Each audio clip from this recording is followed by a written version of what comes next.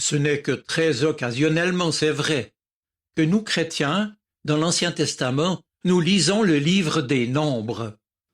Mais il en est allé sûrement de même tout au long de l'histoire de l'Église. Or, le récit le plus connu de ce livre est justement celui sur lequel nous allons nous arrêter aujourd'hui. D'ailleurs, Jésus lui-même y a fait référence. C'est en Jean chapitre 3, dans son dialogue avec Nicodème, mais j'y reviendrai.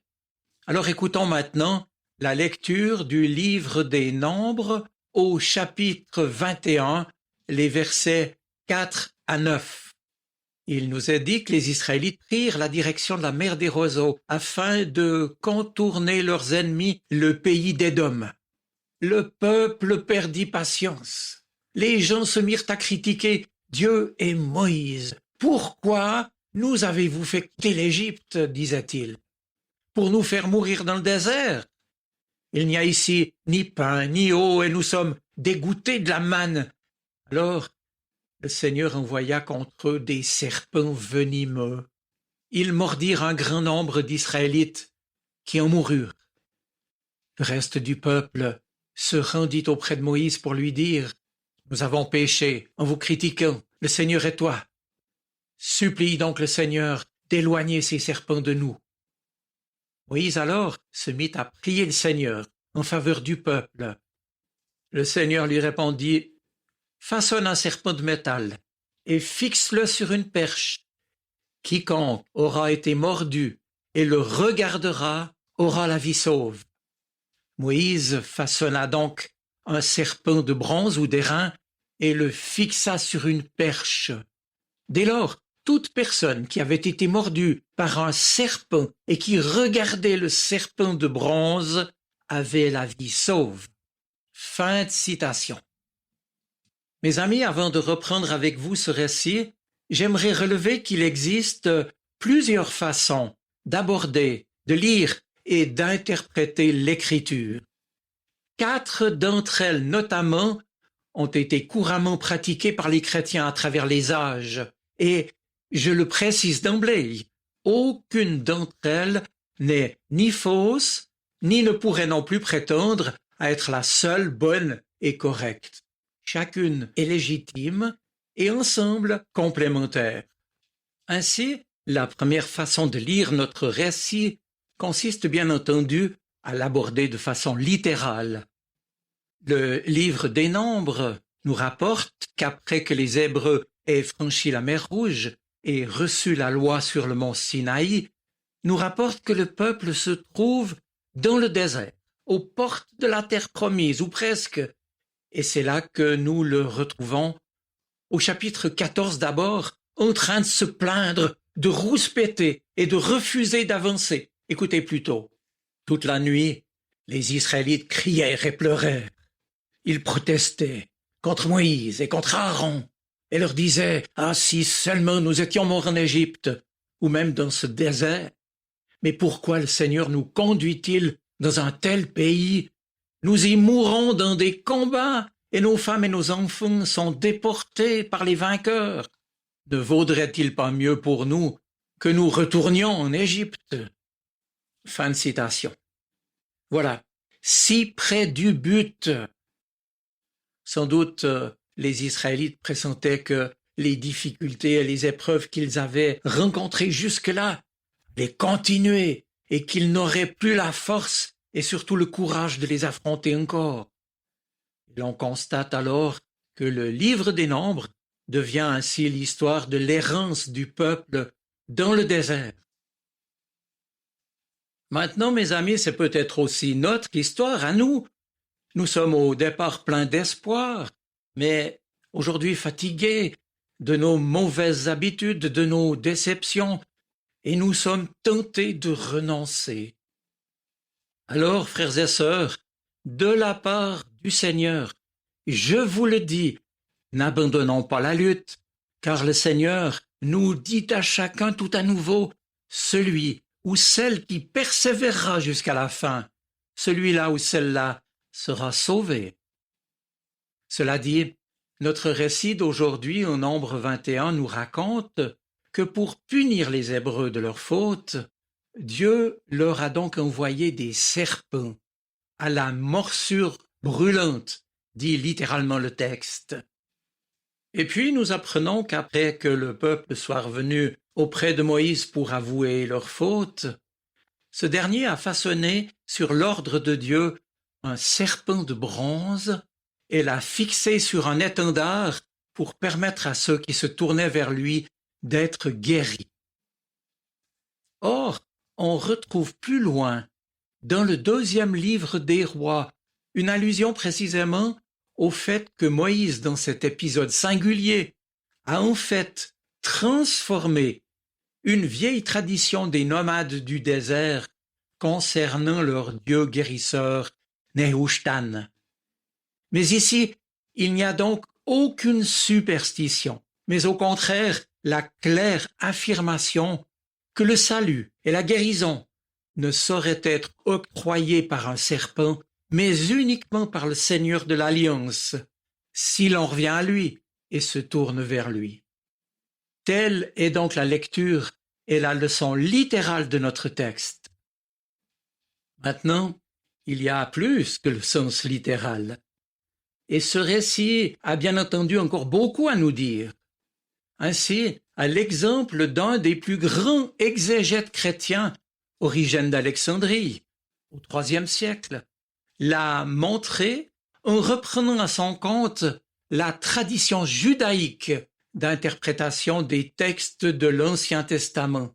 Et il nous a montré qu'on pouvait distinguer 2 sens à l'écriture. Le sens littéral, donc, et le sens spirituel. Ce dernier étant pour lui subdivisé en un sens allégorique, moral et christologique, assurant toute la richesse de la lecture vivante de l'écriture dans l'Église. Je vous fais ici remarquer en passant que cette façon d'interpréter est restée pertinente et valable jusqu'à aujourd'hui.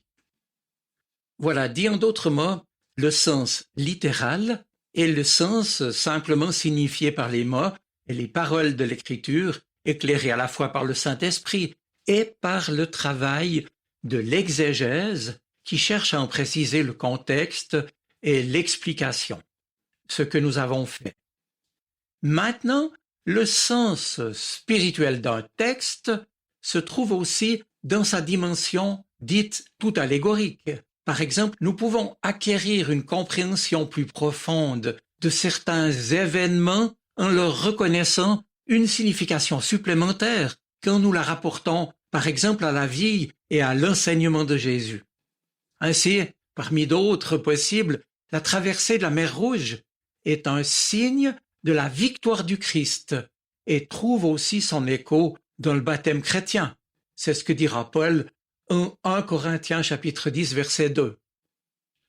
Ce sens spirituel comporte également une dimension morale qui peut nous encourager et qui peut nous conduire à un agir juste que Paul montre également à la suite d'1 Corinthiens 10 lorsqu'il exprime ceci: « Ces choses, dit-il, ont été écrites pour notre instruction. » Et puis, outre cela, les chrétiens ont bien entendu su reconnaître un sens typologique ou christologique à certains épisodes et personnages de l'Ancien Testament.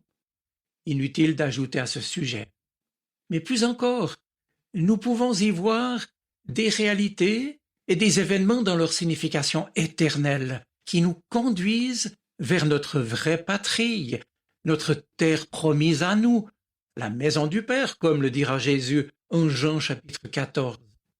Et par exemple, dans l'Apocalypse, il nous est montré que l'Église sur terre est signe de la Jérusalem céleste. Eh bien maintenant, j'aimerais mentionner le grand philosophe grec Philon d'Alexandrie, qui a été un contemporain précisément de Jésus et de Nicodème. Eh bien lui, dans son interprétation toute allégorique, a écrit à propos de ces serpents brûlants de Nombre 21 qu'ils agissaient comme la morsure des passions et du plaisir qui souvent viennent mordre et tuer notre esprit et notre intelligence. Et puis dans cette même veine, mais 20 siècles plus tard, le philosophe juif contemporain Emmanuel Lévinas a écrit partant de ce même texte que le serpent d'airain posé sur une hampe et dressé vers le haut oriente les Israélites vers le Très-Haut, car Dieu ne demeure pas indifférent. Il est concerné par la souffrance des hommes, souffrance qui provient de leur faute et de ses conséquences inéluctables. Ainsi, ajoute Lévinas dans cet épisode, les Israélites qui souffrent se tournent vers Dieu, et Dieu considère leur souffrance et les rejoint en y compatissant. Et puis, dit-il, le signe du serpent d'airain est alors devenu le lieu de la rencontre entre la souffrance du peuple et la souffrance de Dieu compatissant.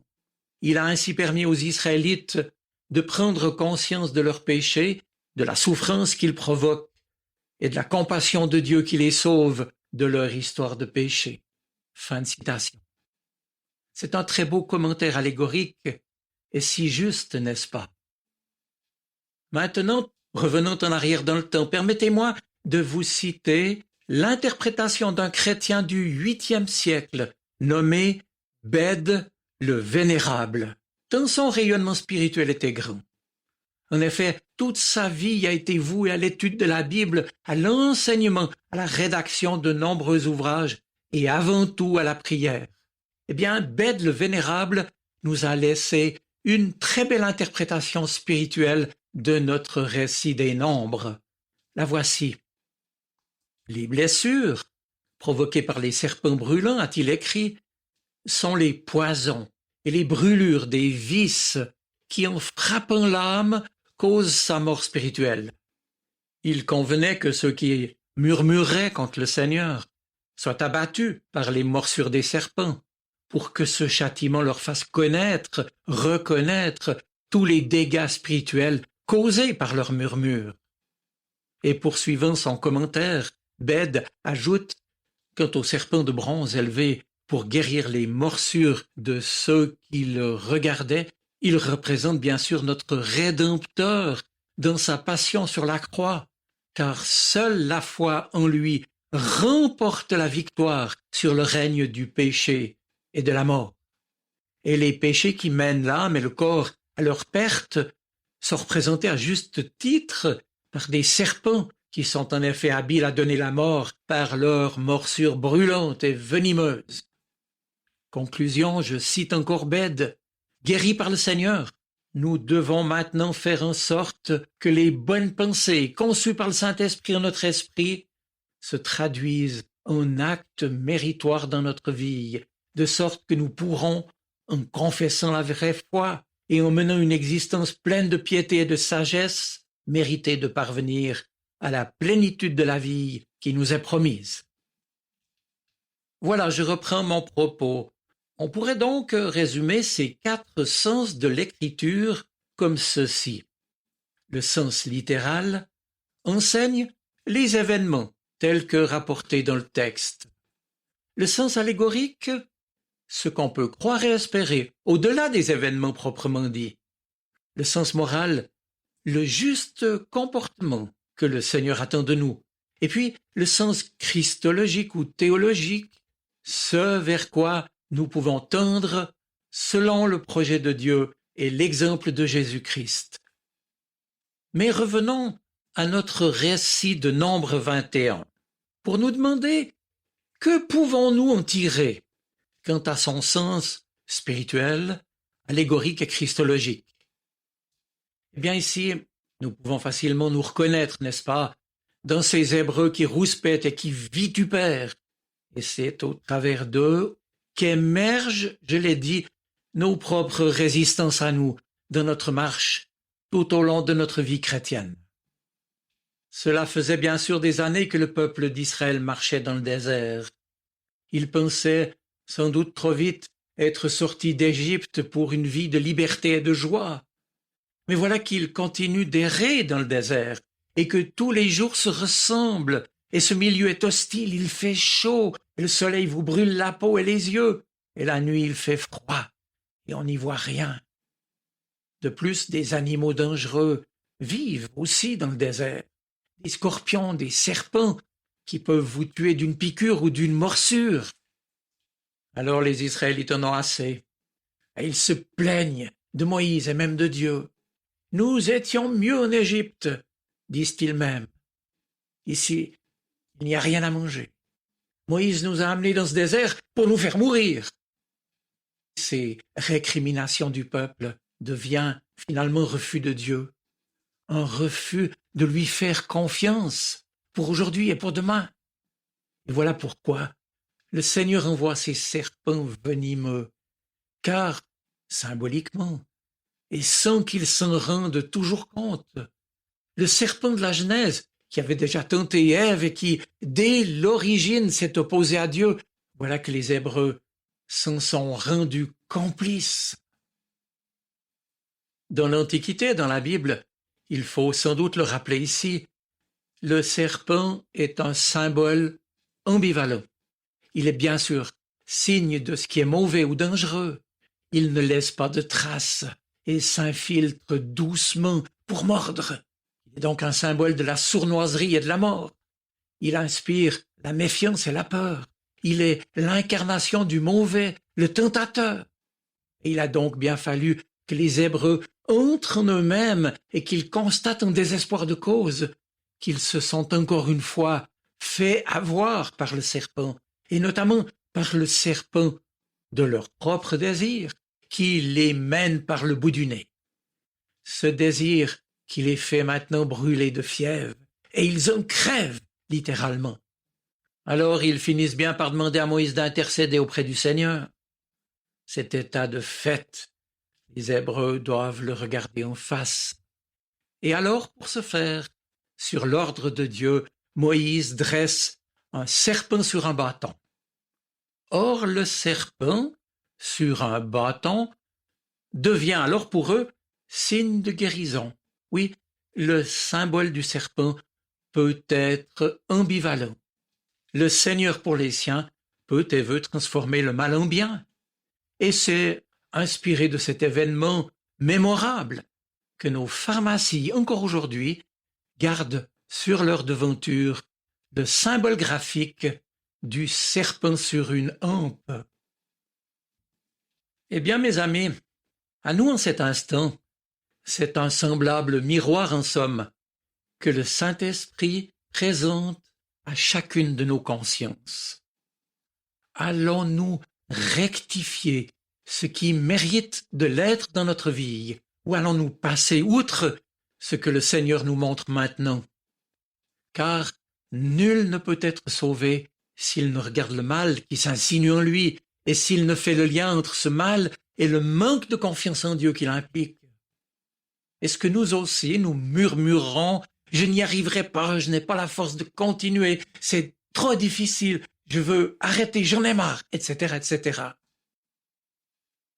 Le serpent vient donc aussi évoquer notre humaine tentation de vivre dans la facilité, au ras des pâquerettes, au niveau de la poussière du sol, littéralement, et nous nourrissant de cette poussière, et comme Adam et Ève, faisant de leur propre désir leur Dieu, comme les Hébreux qui en ont assez de se fatiguer à avancer, alors qu'il n'était pas si désagréable de stagner dans leur esclavage en Égypte.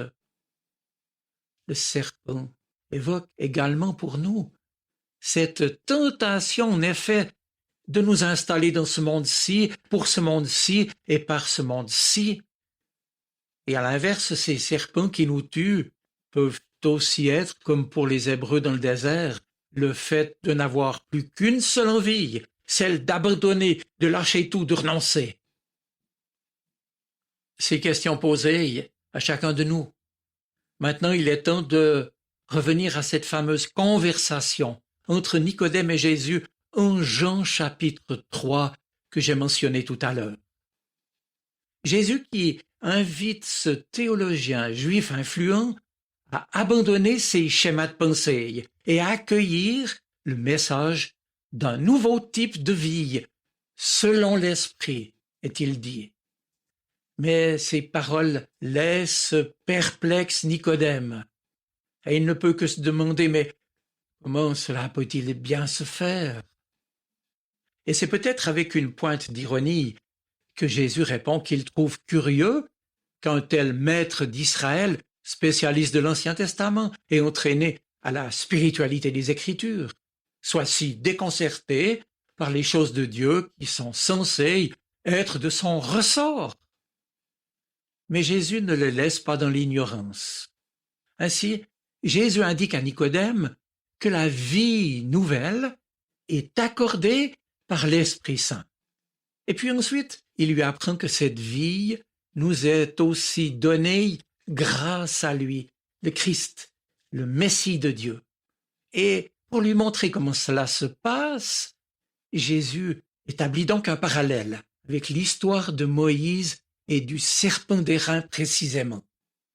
De même que le serpent de bronze a guéri ceux qui étaient sur leur lit de mort dans le désert à cause de la morsure du désert, évoquant le rejet de Dieu, le péché de la Genèse, de même Jésus donnera la vie à tous ceux qui regardent celui qu'ils ont transpercé sur la croix, comme le dira l'évangéliste Jean au chapitre 19 alors, au verset 37.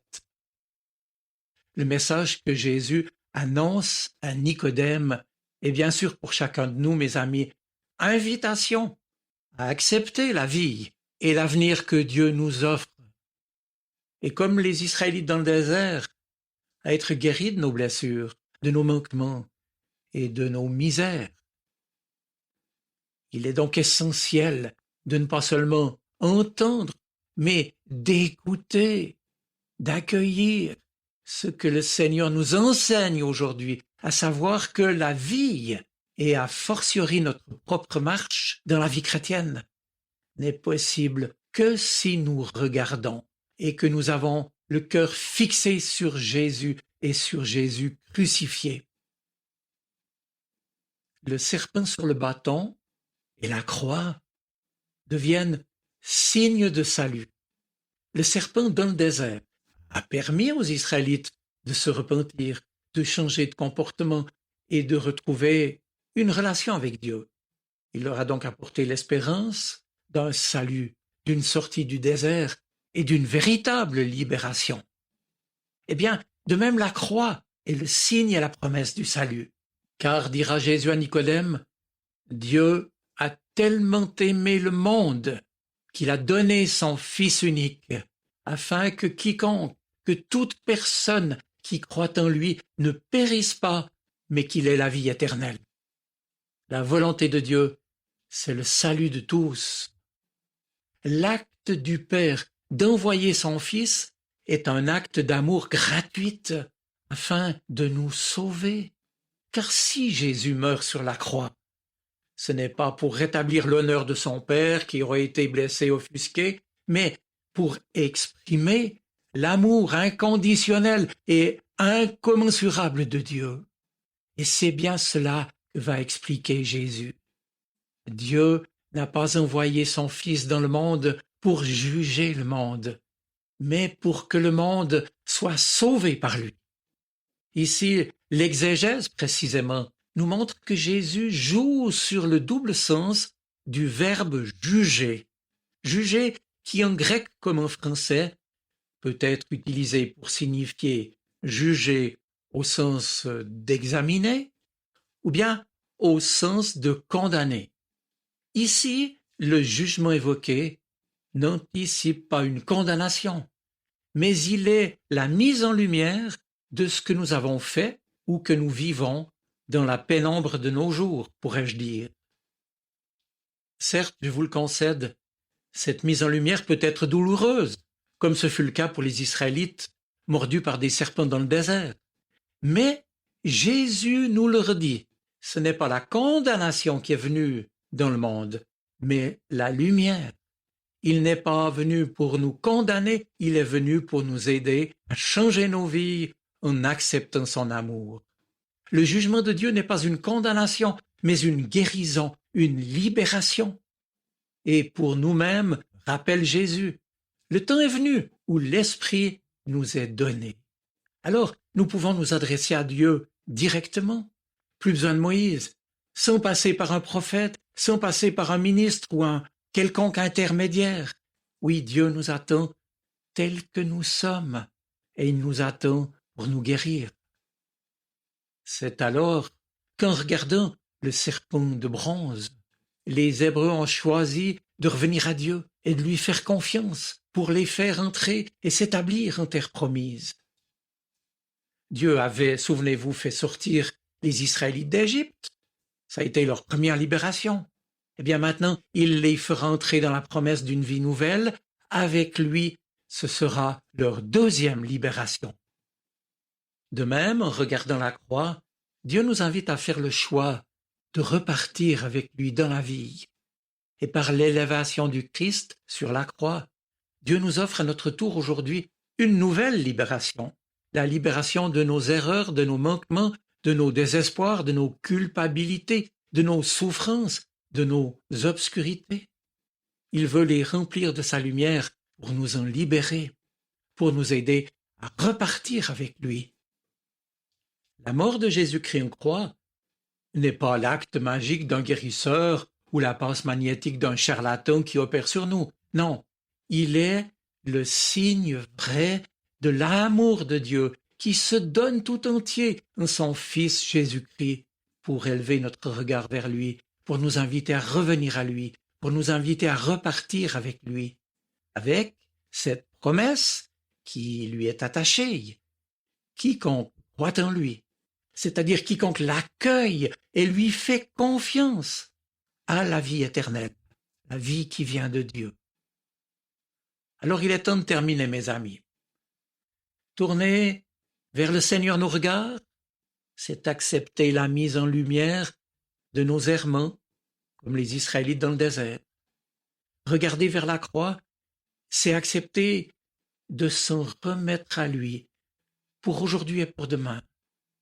Il est temps, et c'est consentir à s'ouvrir, jour après jour, à son amour inconditionnel, car le Nouveau Testament nous le dit, cet amour, Dieu nous le donne gratuitement. Cet amour qui caractérise la vie des disciples du Christ, qui sont appelés à le recevoir et à le répandre autour d'eux. Alors, laissons-nous entraîner par le Seigneur sur le chemin de la bénédiction, même s'il n'est pas toujours facile, car lui sait où il veut nous mener. Oui, que le Seigneur nous bénisse et nous renouvelle. Amen.